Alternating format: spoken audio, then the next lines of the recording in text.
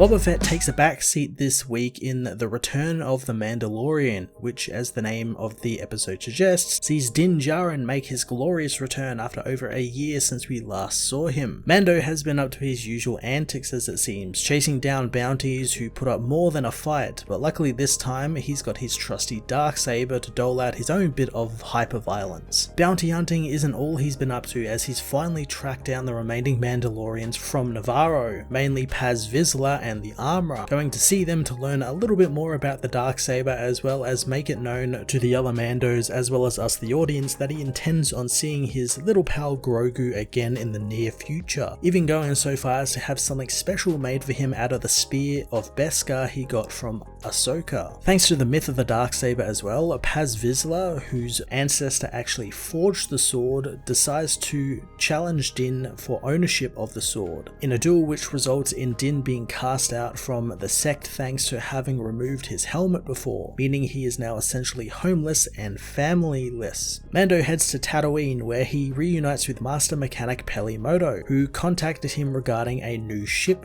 to replace the Razor Crest, a ship which is revealed to be an old N1 Naboo starfighter. Despite being reluctant to use the hunk of junk, Mando and Peli fix the fighter up, transforming it into a slick, mean machine built for pure speed. After a quick test flight and evasion of the local New Republic authorities, Mando is met by Fennec Shand, who wishes to buy his services on behalf of Boba Fett. Mando, however, decides to do the job for free, but first, he needs to go and visit a familiar little friend. Episode 5 of the Book of Boba Fett was just so fucking good. I wouldn't even call it an episode of the Book of Boba Fett though, since it's more of a Mandalorian Season 3 Episode 1 sort of deal, with Boba Fett not even actually appearing in the entire episode. Instead, we are caught up on what Mando has been up to, letting us see how the events of Season 2 and how being away from Grogu has affected him. Bryce Dallas Howard returns to direct the episode and does a brilliant job capturing the loneliness that bounty hunting brings to its practitioners, but also Mando's own loneliness from letting Grogu go with Luke and now being cast out from what was essentially his family for most of his life. I'm really intrigued to see what they do with that going forward into Mando Season 3, and I guess he'll probably be in the next couple of episodes of the Book of Boba Fett, since it's quite an interesting way to take the character where he's now familyless and he's desperate for that family to come back to him, and Grogu to come back to him. And I have to imagine that maybe Fett and Shand will kind of fill that role as family and invite them into